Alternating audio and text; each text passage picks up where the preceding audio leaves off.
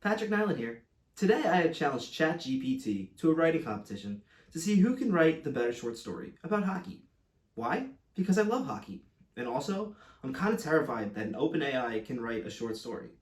Like, if ChatGPT can write a short story, what's the use of me as a writer? So, we'll find out who's the better writer right now. Okay, before we go any further with the writing contest, I think we should talk a little bit about how ChatGPT works.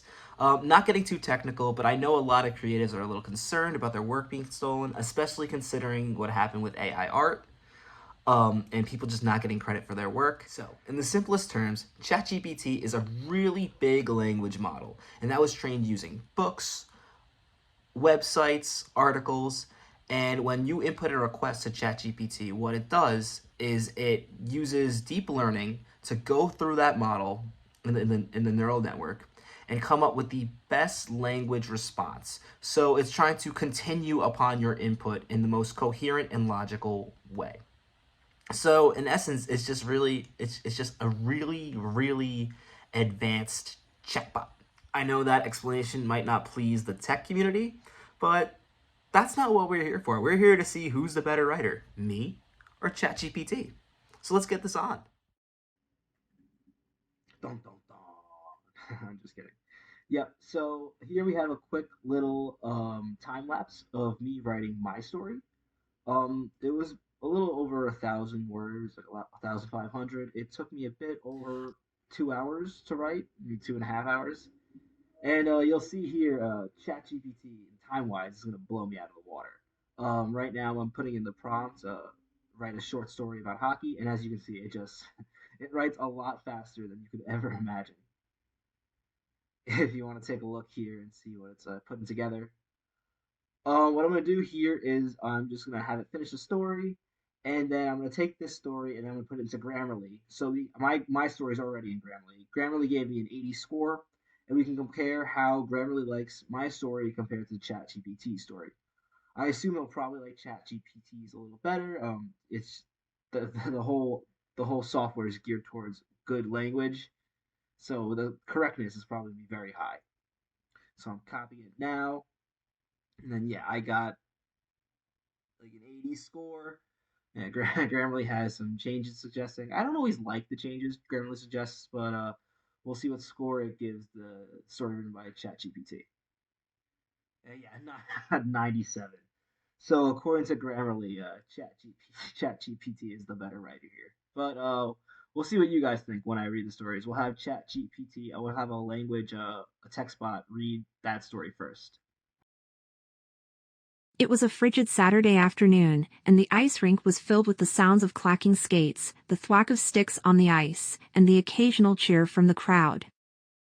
The local high school hockey team, the Black Knights, were facing off against their crosstown rivals, the Red Devils.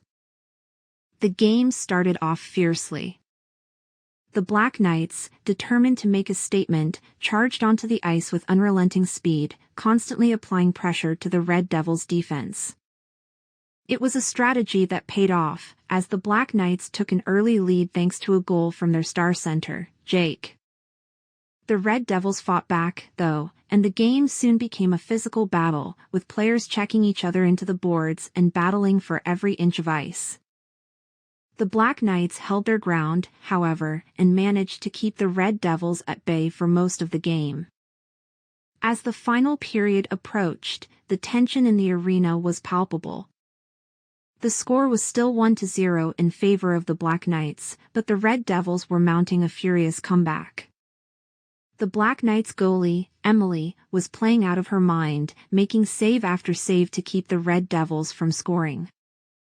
With just minutes left on the clock, the Red Devils managed to break through the Black Knights' defense and get a shot off. It sailed towards the net, but Emily made a diving save, blocking the shot with her glove. The crowd erupted into cheers as Emily made the save of the game, and the Black Knights were able to hold on for the win. Jake's early goal had been enough to secure the victory, and the Black Knights players celebrated on the ice, hugging each other and high-fiving their fans. It was a hard-fought victory, but it was one that the Black Knights would cherish for years to come. Hockey wasn't just a game to them, it was a way of life, and the victory over their rivals was a testament to the hard work and dedication that they had put into their sport.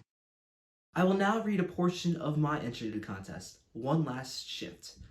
Um, Mine is a bit longer, so that's why I'm not reading the whole thing. I didn't give ChatGPT a word count because a writer will know to write as many words as fit the story. And that's what I've done.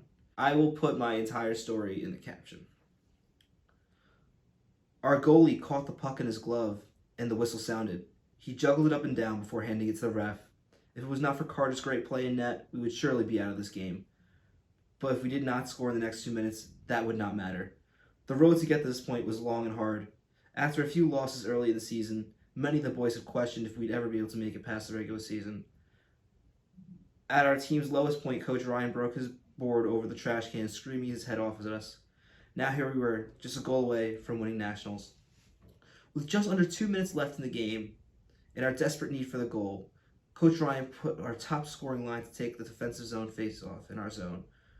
This might be the last chance to get them out there, as there was not enough time to wait for the whistle in the offensive zone.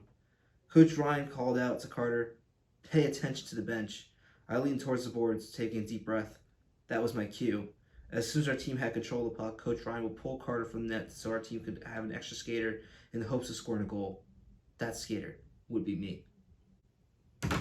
The rest of the story will be in the comments. Mine was a bit longer than the one ChatGPT wrote, so I didn't want to make the video too long, but I will be putting both stories in the comments if you want to read and compare and get a better gist of what each of them look like.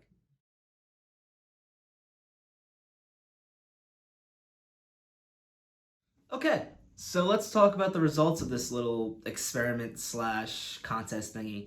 I was actually really impressed with what ChatGPT was able to do. It did come up with a story that did kind of have some sort of flow to it.